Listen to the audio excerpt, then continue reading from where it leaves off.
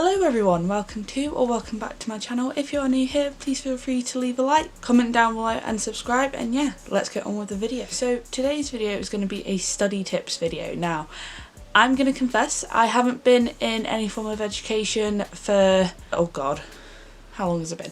So I left college in May 2021, and now it is January 2022 when I'm filming this, and February 2022 when you're seeing this. Nearly 6 months. I haven't been in any formal sort of education for 6 months. I am, however, going to university in September, but I thought I'd do these study tips just because I know my plan is when this video goes up it'll be just as the half term. So if you're anything like me, I used to use the half terms as a time to really focus in on my studying, and as obviously you are not in school, but I thought I'd give you some study tips. Now these aren't really going to be like how to get good grades and all that.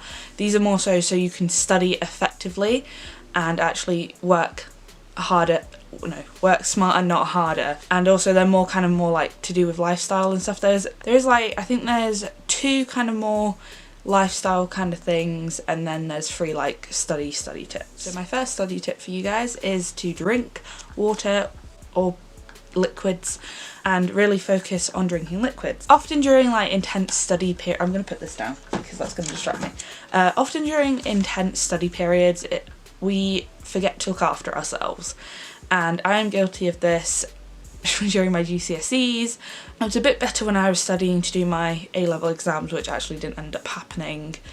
I just had a bunch of assessments instead. As human beings, we are made up of like 80% water, and you know, it's pretty important to get hydrated. And you know, hydration, if you are hydrated, it's a lot easier to maintain concentration and everything like that. The best thing I find is that like if I am doing studying, I will have like a cup with like a straw, and then I can kind of absent-mindedly drink it, and that will keep me hydrated, making sure I'm getting my daily recommended amount of water. And also, like, if you're hydrated, you're less likely to get headaches, you know, those headaches that you get and you're a bit like, why have I got a headache? Think about the fact you haven't drank any water or any liquids for like God knows how many hours. That's probably why you've got a headache, and headaches make it harder to concentrate. Drink water, you're less likely to get headaches. Headaches impact your concentration, and if you're more hydrated, you can concentrate better, making it more likely for you to actually concentrate on your studies and pay attention to them. My second tip is probably one you've heard a lot, and that is doing study breaks. So often this kind of method that I'm going to describe to you is called a Pomodoro, I think that's how you pronounce it. And the way I used to do it was I would do 25 minutes of studying, and then I'd take a 5-minute break. I'd do 3 of those, and after the third lot of 25 minutes I would take a longer break. I'd take about half an hour. The brain is amazing, but it's generally said that on average you can maintain like a lot of concentration for about 10 minutes. So, and therefore if you don't break up your study time, you're not really, after a certain amount of time, you're just not going to be absorbing any information, making you studying pointless. And a bit of a psychology fact for you, because I did do psychology at A-level.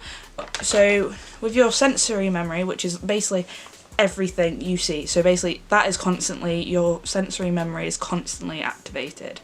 It absorbs anything you see, hear, anything like that. In order for that to actually be committed to memory, generally speaking, you need to pay attention to it. So if you're not able to concentrate or pay attention to something because you've been staring at a screen or staring at a piece of paper for half an hour, you won't process the information. It's really information that is the visual of you reading all of this, you processing that, will not go into your short-term memory. And then generally speaking, if you need something needs to go into your short-term memory for it then to go into your long-term memory, so then you can remember it at a later date when you get tested on exams, assignments and everything like that. My third study tip is to move during your study breaks. Now, move during both your study breaks and just in general. Try and make sure you are moving a lot during when you are going through intense periods of study. Movement causes an increase of blood flow. It increases blood flow to your brain. So movement can be like literally, if you're going through like a 5-minute break, literally walk downstairs, walk back up the stairs. I am both lucky and unlucky in the fact I have to go up 2 flights of stairs to get up to my room.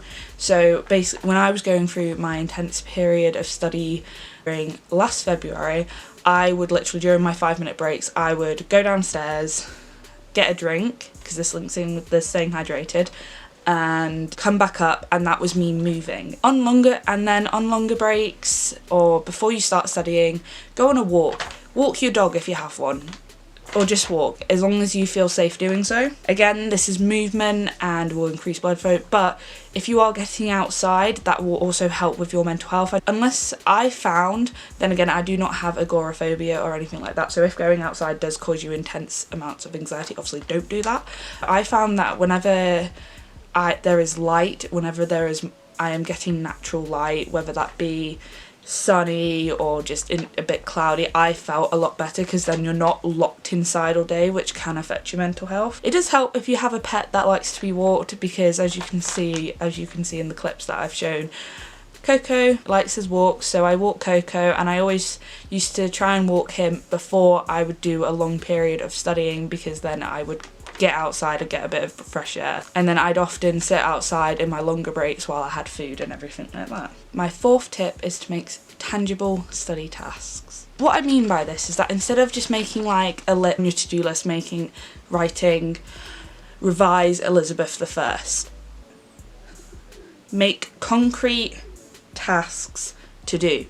E.g., say I'm going to make essay plans for practice questions 1 to 5. This will put less stress on the you that is studying to make decisions on what you want to do on revising, because the last thing you need when revising or studying like that is more stress than you might already be in. Making these exact tasks makes them more like, if you have them in a list of a to-do list, checking them off makes you feel more accomplished, and it will actually make you feel like you are doing something with your study time. I'm not just like reading something about Elizabeth I. Like, for example, whenever I was like, I wanted to revise things, I would be like, right, I want to do an essay plan for practice questions 1 to 5 on section A in Tudors, and then on section B. And then I'd switch it up, I want to make flashcards for definitions of things in psychology, and making a point to be like, oh, I want to make definitions for memory. I want to do that. So basically, by revise, instead of just being like revise Elizabeth I, revise memory, I had these concrete tasks that I could then tick off and feel like I had done something, which encourages you more, because it's kind of like, it's more like a positive motivation. It's positive reinforcement as well if you treat yourself after you've done the things, and it just makes you feel a lot better about studying when you could, and more exact in what you're doing. My final and 5th study tip is to vary your studying/revising method. So by like just varying your studying methods, it automatically makes kind of studying less boring, and therefore you're less likely to lose concentration, because if anyone is guilty of this, that is me, because when I get bored, I lose concentration, I lose interest, and I don't want to do anything. Alongside this, having different ways of remembering facts is incredibly useful, because it makes it even less likely to forget. It gives you a lot more options to put this information into your short-term memory and then your long-term memory. Now, again, going to get a bit psychological here. Generally, in the model of memory we have short-term memory. The way information is coded in that, if you want to use a computer term, is it's acoustic, so it's by the sound of it. So, you know, when you're first starting to learn something and you first want to commit it to your short-term memory, say it out loud, speak it. This is how I memorised a monologue I had to do in Year 9 drama. I basically, if you ever heard it, like, write it, read it so many times, write it out once, and then read it out loud, because committing that to short-term, your short-term memory likes things to be coded acoustically, which means by sound. And then with long-term memory, you have to, it's semantic coding, which means that you have to understand the meaning of it generally. And by having these different varying ways of studying, you deepen your knowledge and your understanding of these concepts, which means they can then go into your long-term memory. And then again, repetition is very important. Repetition allows memories and facts to get transferred from short-term memory to long-term memory. And then also another important thing, it kind of links to blurting as a study method. That I personally never made use of that. When I was doing my essay plans, I would often try, and when I was doing the rough ones, I would always try to do recall instead of just looking up what I could put, because recall is the process of something. Generally, as they define it in psychology, is the process of something in your long-term memory being brought forward to your short-term memory, so it's more easy to access. I feel all informationed out here. I really unearthed some memories from A-level psychology there for you guys.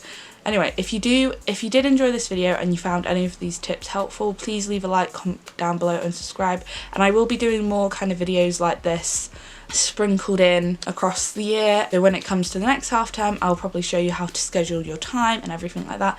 And if you would be interested in that video, subscribe. Again, hope you all enjoyed this video. If you did, please subscribe, and I will see you guys next week for another video.